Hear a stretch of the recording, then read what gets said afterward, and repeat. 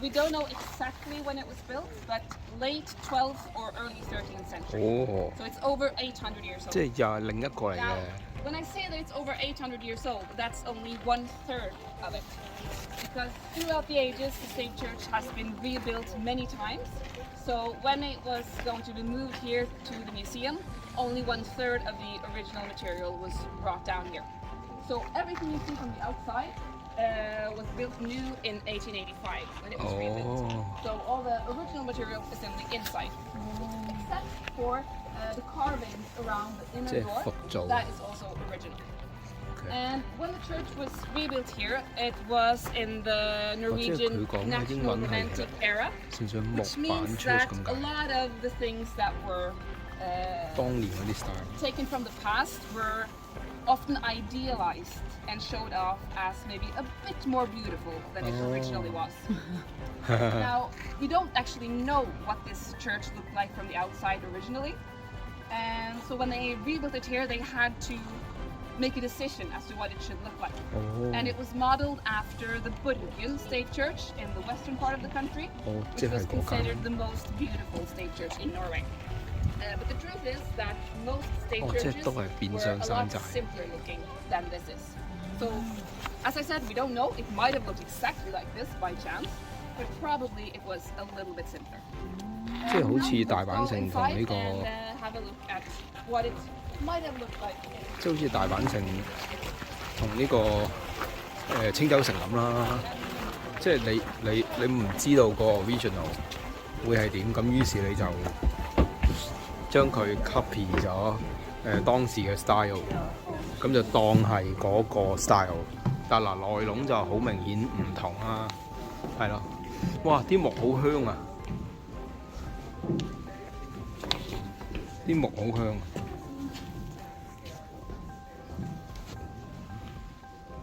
啊！呢個至聖所即係咁講，佢話內籠係堅㗎，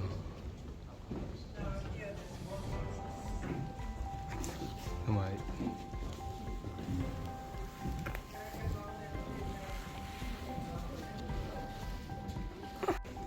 哇啲木好香啊！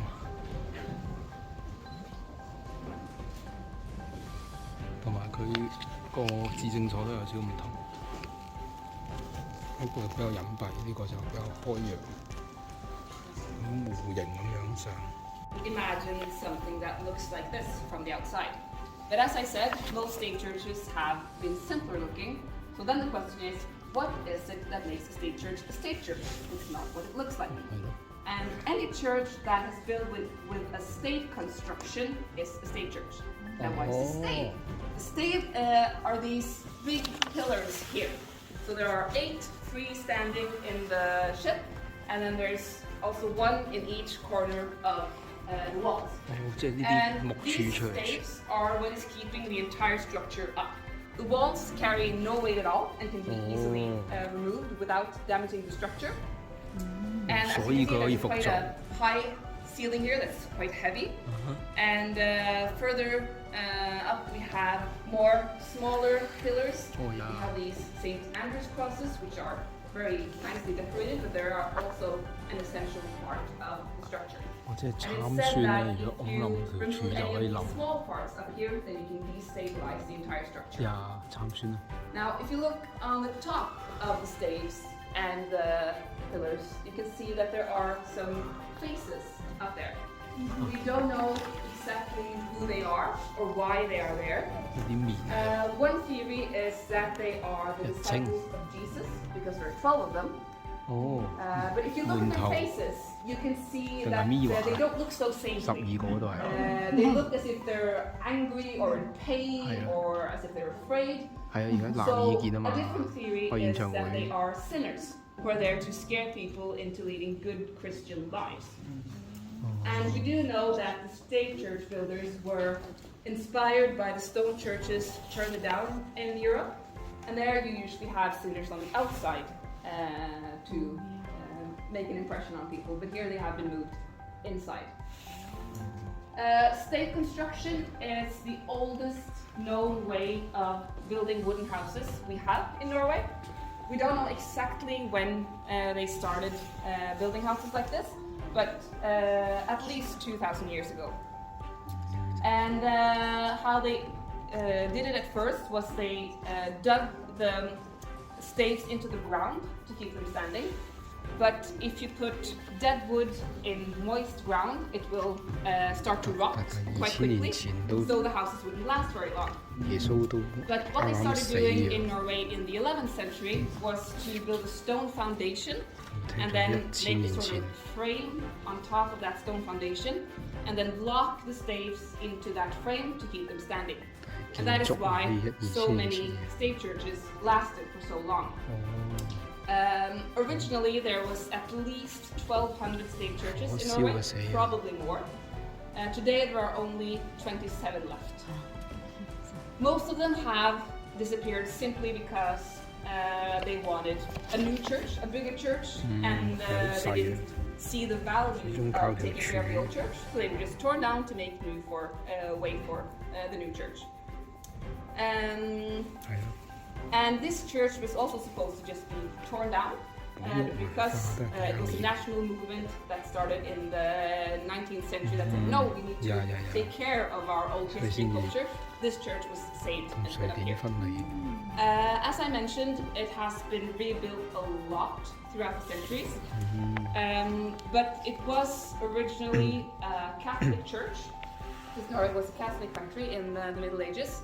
And so it has been put up here again to look like a Catholic church. And during Catholic times in Norway, people would stand during Mass. The benches along the wall are only for the old and sick who couldn't stand for that long. There would probably have been a lot of paintings on the walls as well, depicting stories from the Bible. Because the priest would speak Latin, and most Norwegians did not understand that. So while the priest was talking, it was a good idea to have something to look at that would give them an idea of what the priest was talking about. Unfortunately, most Catholic decorations were removed after the Reformation in 1537 because the Protestant church didn't want any Catholic decorations. So in this church, if there were any decorations, they belonged forever. So the decorations we have here in the choir are more modern decorations. They are from the 17th century. So still quite old, but not 800 years old. And we have the 4 evangelists on this wall, the Last Supper on the back wall, and then on this wall the names of the people who paid for the decorations. Because if you had donated a lot of money to the church, you would want people for generations and generations onwards to know that your family contributed. But despite having these more modern decorations, we can still find some traces from the Middle Ages on this wall, because the walls are still the original ones. You need a torch like this to be able to see them. So if I light it up, you can see that there are some drawings in white, sort of in the background and also underneath the decorations. A lot of animals, dogs or maybe wolves. We also have some symbols like this one, which is probably a protection symbol to protect the church from evil spirits. This is the north wall. The east would always be facing towards the sun, because the sun represented Jesus. And it was believed that evil came from the north, so that's why they would usually have protection symbols on the north wall. There's also a face here, which might have been the priest, we don't know. And there are also some runic inscriptions. Most of them are not complete, so it's a bit difficult to know what they say. Then we have a long one here, which is the alphabet with one word for each letter. And when Norway became a Christian country in the middle of the 11th century, the Latin alphabet became the official alphabet. So it's interesting to find runic inscriptions on a Christian church. But runic letters were actually used alongside the Latin alphabet well into the 15th century. So these were two alphabets living side by side for several centuries. We also have an inscription on one of the staves. And that's probably because there's been a statue of the Virgin Mary here. The two most common saints to have in Norwegian churches was Virgin Mary and King Olav, who was the king who Christianed Norway. And because this is the women's side of the church, it's probably been a Virgin Mary. And next to where Virgin Mary has probably been, there's also a runic inscription. It's even more difficult to see than the ones on the wall. But the inscription reads, "Kiss me because I'm suffering."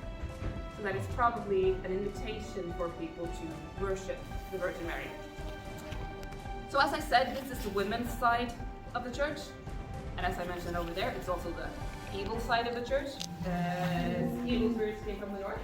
And that is why it is the women's church, the women's side, because they would consider less worse than men. And that's also why there's no door on this side, so to not invite evil spirits into the church. You can also see that there are some decorations on the two front pairs of staves. 聖所當然冇門啦，呢個通天啊！哇，好慘喎！有錢咧就近啲，窮咧就喺後邊。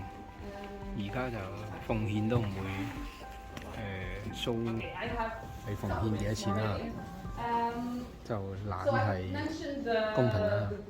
但好明顯邊個 contribute 邊個唔 contribute， 其實係人都知嘅。Viking art, of heathen art. So why would they have such decorations on a Christian church? Again, we're not sure.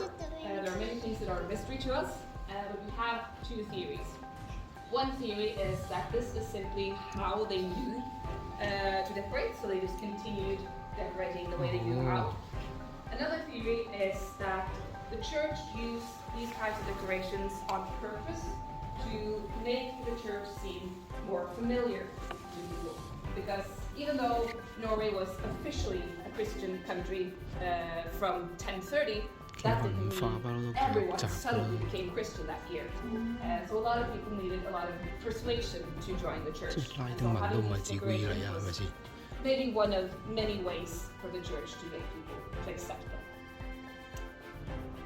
Are there any questions in here before we go back down to our last stop? To get heat out of the church, they would be also small. Yeah, so I think that's more of an aesthetic choice to make it seem more sort of a contrast to the everyday houses where they have really small doors. I think that's the What about light? Did they have candles or? Yes, they did have candles. But it would still be quite dark in here because the doors would be closed. You probably couldn't see the decoration most of the time. That depends, I guess, because you would also have these. During summer. Yeah, you can also see that there are some holes on top there. There might have been more of these holes to let light in. We don't know. So that was also. And there were no iron nails or something. No, there was originally used no nails to keep the church busy. Today there are some iron nails here and there to keep it standing and safe, but originally they wouldn't use. 即係可能用筍咁樣夾住食住啲位，同埋托住啲位。好，走啦。